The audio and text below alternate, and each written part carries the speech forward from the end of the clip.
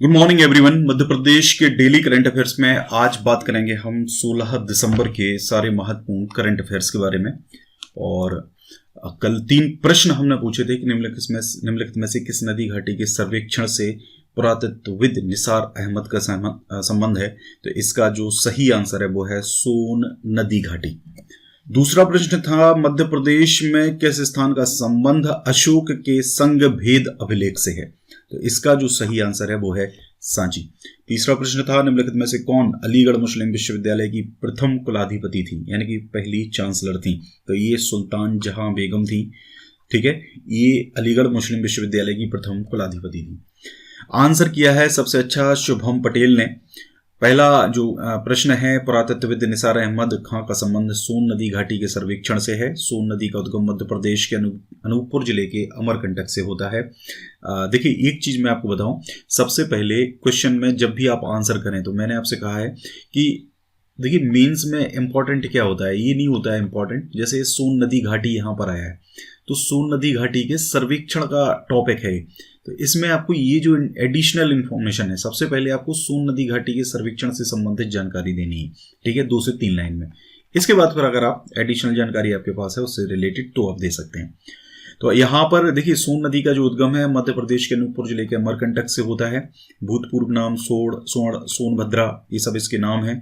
कुल लंबाई 780 किलोमीटर है। मध्य प्रदेश में 500 किलोमीटर है। सहायक नदियां जोहिला, गोपद और रिहंद है। सोन नदी पर वाण सागर परियोजना शहडोल में बनाई गई है। सोन नदी पटना के पास गंगा नदी में मिल जाती है। सोन नदी जल विवाद मध्य प्रदेश, उत्तर प्रदेश व बिहार सरकार के मध्य था। तो देखिए जो नदी जहां जहां जिन स्टेट से बहेगी तो सिंपल सी बात है कि वहां पे जो डैम्स बनाएंगे तो पानी को लेके विवाद होगा। किसी को ज़्यादा पानी चाहिए, किसी को कम पानी चाहिए, किसी को सिंचाई के लिए पानी चाहिए तो किसी को बिजली बनाने के लिए पानी चाहिए। ठीक है, तो ये विवाद होते रहते हैं। दूसरा प्रश्न है सांची का संबंध अशोक के संग भेद अभिलेख से है। सांची सारनाथ के लघु स्तंभ लेख में अशोक अपने महापात्रों को संग भेद रोकने का आदेश देता है। संग भेद का अर्थ है बौद्ध संघ में मतभेद पैदा करना, जो 5 प्रकार के अक्षम अपराधों में से एक माना गया है। ये बिल्कुल परफेक्ट आंसर है। सांची मध्य प्रदेश के रायसेन जिले में बेतवा नदी के तट पर स्थित है। 200 रुपए की भारतीय मुद्रा में सांची स्तूप का चित्र अंकित है। सम्राट अशोक ने बौद्ध धर्म अपनाने के बाद सबसे पहले जिस स्तूप का निर्माण कराया था वह सांची का स्तूप ही था। सांची का स्तूप बुद्ध के महापरिनिर्वाण का प्रतीक है। वर्ष 1989 में इसे यूनेस्को द्वारा विश्व विरासत स्थल का दर्जा प्रदान किया गया। सांची स्तूप की खोज 1818 में जनरल ट्रेलर के द्वारा कराई गई थी। वह खुदाई 1853 में मतलब जो खुदाई जो है वो 1853 में जनरल कनिंघम के द्वारा की गई थी, लेकिन खोज किसने की थी? 1818 में जनरल ट्रेलर ने। ठीक है, तो ये बहुत अच्छी जानकारी इससे रिलेटेड, ये परफेक्ट आंसर है। ठीक है, सबसे पहले आपको उस टॉपिक के बारे में बताना है, इस टॉपिक के बाद उससे रिलेटेड एडिशनल इन्फॉर्मेशन आपको देनी है। इससे मेंस राइटिंग में आपको ये समझ में आएगा। देखिए क्या होता है कि जब मेंस हम लिखते हैं, अब आपसे पूछा कुछ और है, आप आंसर उसका कुछ बता रहे हो, तो आपको मार्क्स कहाँ से मिलेंगे उसके अंदर। ठीक है, तो आपको कोशिश ये करनी है कि अगर आप मेंस की तैयारी कर रहे हैं तो आपको आंसर राइटिंग इस तरीके से करनी है। तीसरा प्रश्न था अलीगढ़ मुस्लिम विश्वविद्यालय की प्रथम चांसलर सुल्तान जहां बेगम थी। यह विश्वविद्यालय उत्तर प्रदेश के अलीगढ़ में सन 1920 में सर सैयद अहमद खां के द्वारा स्थापित किया गया था। 1921 में ही इसको केंद्रीय विश्वविद्यालय का दर्जा दिया गया। इसके बाद जाकिर हुसैन पूर्व राष्ट्रपति, हामिद अंसारी पूर्व उपराष्ट्रपति, मुश्ताक अली पूर्व क्रिकेटर, ध्यानचंद्र पूर्व हॉकी प्लेयर आदि कुछ बड़ी हस्तियों ने यहाँ अध्ययन किया है। ब्रिटिश राज में कैम्ब्रिज विश्वविद्यालय की तर्ज पर बनाया गया भारत का पहला विश्वविद्यालय था। ठीक है, तो ये इन्फॉर्मेशन इससे संबंधित हो जाएगी। फिर हमने अलग से जो प्रश्न पूछे थे तो उसमें मध्य प्रदेश के सहकारी एवं लोक सेवा प्रबंधन मंत्री डॉक्टर अरविंद सिंह भदौरिया हैं और ये भिंड जिले की अटेर विधानसभा क्षेत्र से विधायक हैं। मध्य प्रदेश उच्च न्यायालय के वर्तमान चीफ जस्टिस संजय यादव हैं। कई लोग अभी अजय मित्तल पर ही हैं, इन्फॉर्मेशन को अपडेट करिए। इनको अनुच्छेद 223 के तहत कार्यवाहक चीफ जस्टिस बनाया गया है। इन्होंने अजय कुमार मित्तल का स्थान लिया है। हाईकोर्ट का मुख्यालय जबलपुर, खंडपीठ इंदौर, ग्वालियर, भोपाल में प्रस्तावित है। हाईकोर्ट का उल्लेख अनुच्छेद 214 के थ्रू हाईकोर्ट भवन के वास्तुकार हेनरी इरविन। ये पूरी जानकारी से रिलेटेड आपकी हो जाएगी। प्रतिभा श्रीवास्तव ने भी अच्छा आंसर किया है। इन्होंने सोन नदी घाटी सर्वेक्षण से पुरातत्वविद निसार अहमद का संबंध है। डॉक्टर निसार अहमद ने सोन नदी घाटी में 45 पुरास्थलों की खोज की थी। मध्य प्रदेश की सीधी जिले में सिहावल, बघौर, पटपरा आदि स्थल निसार अहमद द्वारा खोजे गए। बाकी सारी इंफॉर्मेशन वही है, सेम है। ठीक है, तो ये इस तरीके से आपको क्वेश्चन का आंसर करना है। आज के लिए आपका पहला प्रश्न है, मध्य प्रदेश का जंगल सत्याग्रह किस आंदोलन से प्रेरित था? ठीक है, एक प्रश्न। दूसरा प्रश्न है, मध्य प्रदेश में चंदेल मठ कहाँ स्थित है? ठीक है, इनमें से आपको जिला बताना है, उस जगह का नाम बताना है और चंदेल मठ के बारे में आपको जानकारी देनी है।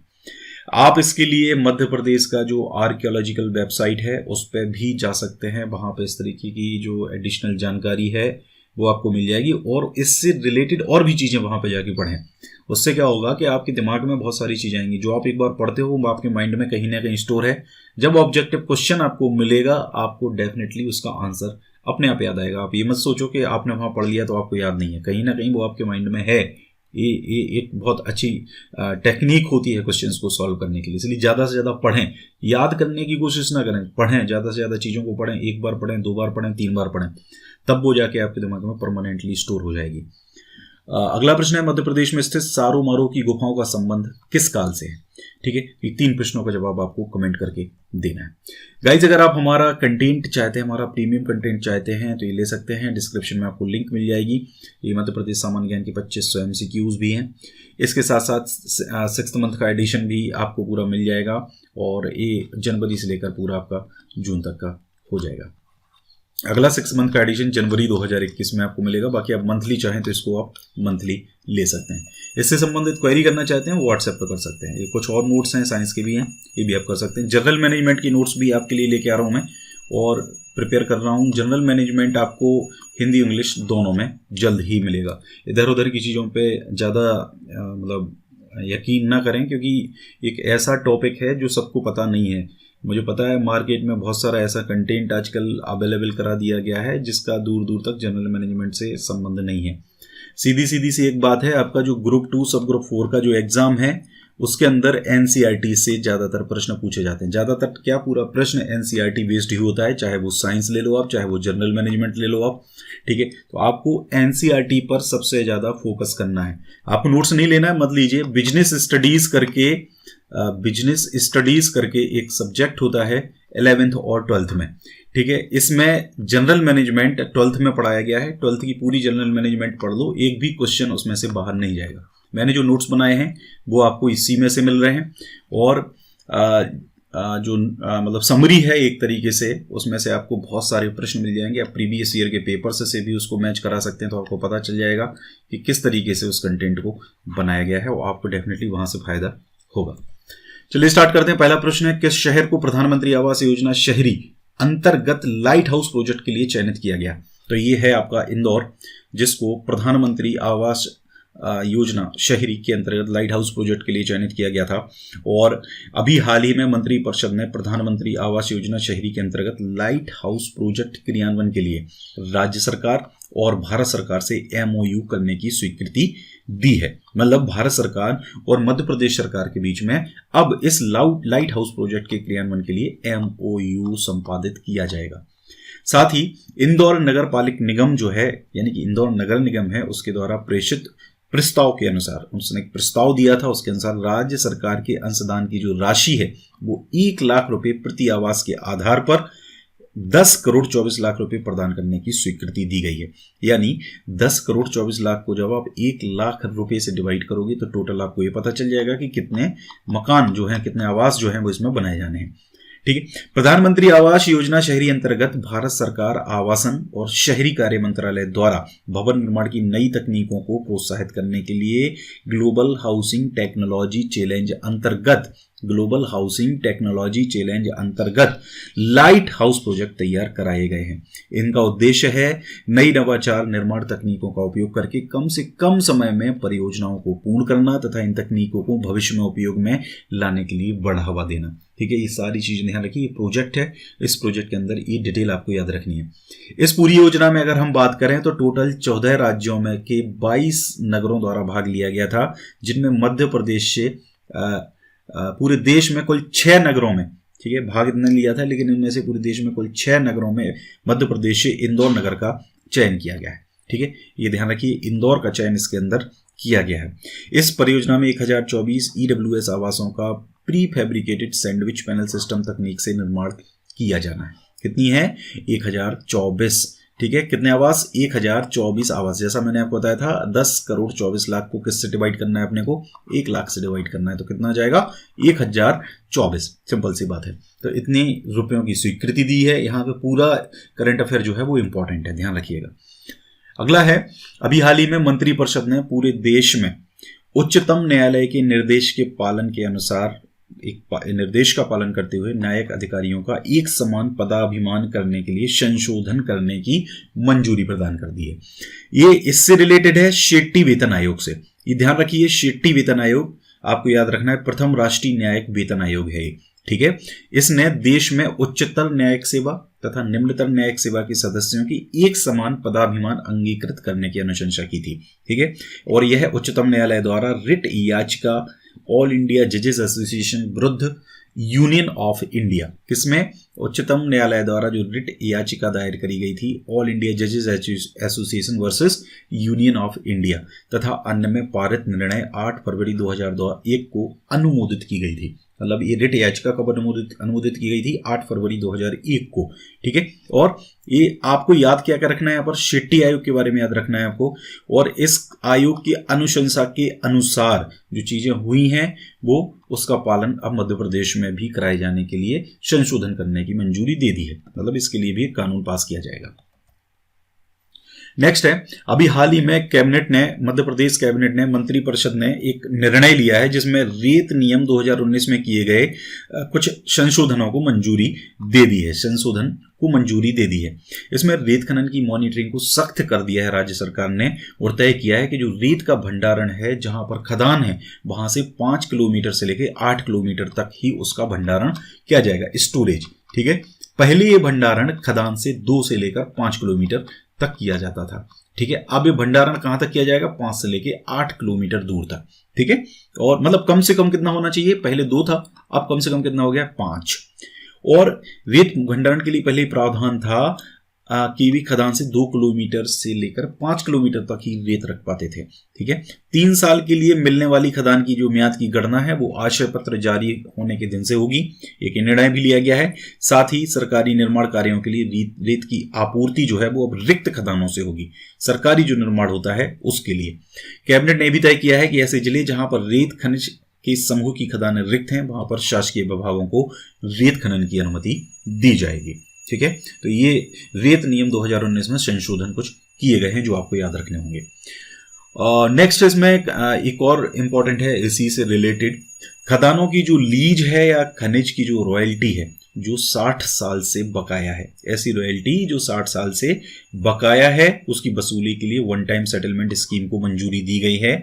और ये जो मंजूरी है 31 जनवरी 2021 तक रहेगी।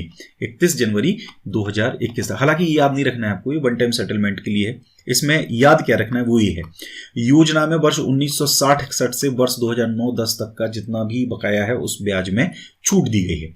वर्ष 2010-11 से वर्ष 2017-18 तक 5 लाख रुपए के बकाया पर संपूर्ण ब्याज की छूट है। 5 लाख से अगर ज्यादा बकाया है तो इसके ब्याज में 18% की छूट दी गई है। छूट के बाद मूल बकाया राशि जो है वो 43 करोड़ 81 लाख रुपए के विरुद्ध ब्याज सहित 45 करोड़ 14 लाख की वसूली सुनिश्चित हो सकेगी। यानी इतने रुपए पे वसूली कितनी होगी? 45 करोड़ रुपए और 14 लाख रुपए। ठीक है, तो ये पूरा खनिज से, रेत खनिज से और खनिज से रिलेटेड सारी चीजें आपकी हो जाएंगी। अगला प्रश्न है, प्रदेश के किस शहर की चाइल्ड आर्टिस्ट ग्रेसी गोस्वामी ने कोरोना जागरूकता पर बनी फिल्म कॉन्टैक्ट में अहम रोल निभाया है? तो ये भोपाल की हैं, चाइल्ड आर्टिस्ट हैं ग्रेसी गोस्वामी। आपको याद रखना है, चाइल्ड आर्टिस्ट ग्रेसी गोस्वामी के संबंध मध्य प्रदेश के भोपाल से है। ये थिएटर में अभिनय करती हैं, संगीत में भी अपनी प्रतिभा दिखा चुकी हैं और कोरोना जागरूकता पर बनी फिल्म कॉन्टैक्ट में उन्होंने एक अहम रोल भी निभाया है। इसका जो डायरेक्शन है वो किया है शुभम शर्मा ने। इसे यूट्यूब पर रिलीज किया गया है। इससे पहले ग्रेसी कई फिल्मों में काम कर चुकी हैं जिनमें पहली शॉर्ट मूवी थी मलाई कोफ्ता बटर नॉन। इसे समता सागर ने निर्देशित किया था। दूसरी फिल्म कलाकार थी। तीसरी फिल्म राखी थी जो भोपाल में ही बनी थी। चौथी हॉरर फिल्म शॉर्ट मूवी मी है जो जल्द ही ओटीटी प्लेटफॉर्म पर रिलीज की जाएगी। इसके साथ साथ छोरी फिल्म में भी वे अभिनय कर रही हैं। तो ये चाइल्ड आर्टिस्ट हैं भोपाल की, ये नाम आपको थोड़ा सा याद रखना चाहिए। अगला प्रश्न है, प्रदेश के किस शहर को हाल ही में ग्रीन सिटी के रूप में विकसित करने का निर्णय लिया गया है? तो ये मध्य प्रदेश का जबलपुर शहर है जिसको ग्रीन सिटी के रूप में अब विकसित किया जाएगा। इससे पहले भोपाल ग्रीन सिटी के रूप में विकसित किया जा रहा है। ठीक है, और जबलपुर शहर को ग्रीन सिटी के रूप में विकसित करने का निर्णय लिया गया है। इसके लिए इंडियन ग्रीन बिल्डिंग काउंसिल से MOU साइन किया जाएगा। ऐसा MOU जो है वो पहले साइन कर चुका है इंडियन ग्रीन बिल्डिंग काउंसिल से, इंडियन ग्रीन बिल्डिंग काउंसिल। ठीक है, IGBC। अच्छा, मध्य प्रदेश का जो भोपाल है पहले इंडियन ग्रीन बिल्डिंग काउंसिल से MOU साइन कर चुका है और इन दोनों शहरों को ग्रीन सिटी के रूप में विकसित किया जा रहा है। इसमें एक बेंगलुरु भी है। ठीक है, बेंगलुरु। ठीक है, ये 2 शहर हैं जिनका अभी इससे IGBC से MOU हुआ है। उन दोनों शहरों को ग्रीन सिटी के रूप में विकसित किया जा रहा है। इंडियन ग्रीन बिल्डिंग काउंसिलिंग का गठन 2001 में भारतीय उद्योग परिसंघ के द्वारा किया गया था। IGBC भारत में ग्रीन बिल्डिंग अवधारणा का नेतृत्व कर रहा है और ग्रीन बिल्डिंग सर्टिफिकेशन और अन्य सेवाएं भी प्रदान कर रहा है। इस संस्थान ने Bhopal smart city, Mangaluru smart city और बेंगलुरु स्मार्ट सिटी सहित कई स्मार्ट शहरों के साथ काम भी किया है। ठीक है, ये पूरी जानकारी इससे संबंधित आपकी हो जाएगी। तो गाइस, ये पूरा था आज का वीडियो अगर अच्छा लगा है तो वीडियो को ज़्यादा से ज़्यादा लाइक करिए, शेयर करिए, वीडियो को कमेंट करिए। एक और बात, कई लोग वीडियो से नोट्स बनाते हैं। देखिए, एक सिंपल सी बात है, नोट्स बनाइए, बहुत अच्छी बात है, पढ़िए नोट्स, बहुत अच्छी बात है। देखिए, मैं जब आपको PDF प्रोवाइड करा रहा हूँ तो मुझे ऐसा लगता है कि नहीं, आपको बनाना है नोट्स, आप नोट्स बनाइए। मैं ये नहीं कह रहा हूँ कि आप खरीदो। ठीक है, मैं आपसे सिर्फ इतनी सी बात कर रहा हूँ, 35 पर मंथ मैं आपको दे रहा हूँ, मैं ओनली 35 पर मंथ। आप प्रिंट मत निकालो। ठीक है, प्रिंट निकालोगे थोड़ा सा महंगा पड़ेगा, कॉस्टली पड़ेगा। ठीक है, ज़्यादा सेल नहीं होती, अगर ज़्यादा सेल होती तो मैं इसको और सस्ता कर देता। ठीक है, हार्ड कॉपी लॉन्च करने का हमारा प्लान है, हम बना रहे हैं, लेकिन सेल ज़्यादा नहीं होती तो मुझे लगता है ऐसा नहीं, मैंने हार्ड कॉपी निकाल दी तो पता चलता है कि सेल ही नहीं हुई, पूरा पैसा बर्बाद हो जाएगा। अच्छा खासा अमाउंट यहाँ पे खर्च होता है हार्ड कॉपी में। दूसरा, लॉस इसमें ज़्यादा होते हैं, काम ज़्यादा होता है क्योंकि इसको डिस्ट्रीब्यूट कराना पड़ता है हर शहर में। जब ये जाएगा छपवाना और दुनिया भर का काम होता है। मैं आपसे सिर्फ इतना कह रहा हूँ, टाइम सबसे ज़्यादा इम्पॉर्टेंट है। ठीक है, टाइम सबसे ज़्यादा इम्पॉर्टेंट है। वीडियो को देख के घंटों नोट्स मत बनाओ, PDF खरीदो और उससे चाहे प्रिंट निकालो। पैसा अभी मैटर नहीं करता है, पैसा तब मैटर करेगा जब आपके पास बिल्कुल पैसा है ही नहीं। 35 कोई बहुत ज़्यादा अमाउंट नहीं होता है, मैं मानता हूँ। चलो 35 के बाद आपका 40-50 रुपये और खर्च हो जाता है। एक महीने पे अगर 100 रुपये भी खर्च होता है तो पूरा साल भर का 1200 रुपये खर्च होता है। ठीक है, महीने का अगर एक हिसाब लगाया जाए, साल भर का 1200 कोई बहुत ज़्यादा अमाउंट नहीं होता है। इसलिए नोट्स बनाने में और इन सब चीज़ों में टाइम बर्बाद ना करके उतना टाइम जो है वो किसी और सब्जेक्ट को पढ़ने में दीजिए आप, वो ज़्यादा बेहतर रहेगा। यही मेरा PDF बनाने का उद्देश्य है। बाकी आप वीडियो तो देख ही रहे, डेली 10 मिनट का 15 मिनट का वीडियो रहता है और ज़्यादा से ज़्यादा इन्फॉर्मेशन भी मैं आपको देने की कोशिश करता हूँ। स्टैटिक GK भी, उसको भी आगे इंप्रूव करूँगा। एक कमेंट आया था मेरे पास, सर 5 क्वेश्चंस कर दीजिए, आगे वो भी करूँगा मैं। और एक MP GK का वीडियो मैं भी लेके आऊँगा। तो इस तरीके से चीज़ें हैं, तो उनको थोड़ा सा आप समझ के चलें, टाइम बर्बाद ना करें। टाइम सबसे ज़्यादा महत्वपूर्ण है क्योंकि पैसा कल आ जाएगा आपके पास, इसलिए पैसा को उतना ज़्यादा प्रायोरिटी ना दें, टाइम को सबसे ज़्यादा प्रायोरिटी दीजिए। ठीक है, टाइम मैनेज करना सीखिए, वही आपकी सबसे बड़ी सफलता की राह होगी। चलिए, वीडियो को यहीं फिनिश करते हैं। Thank you very much.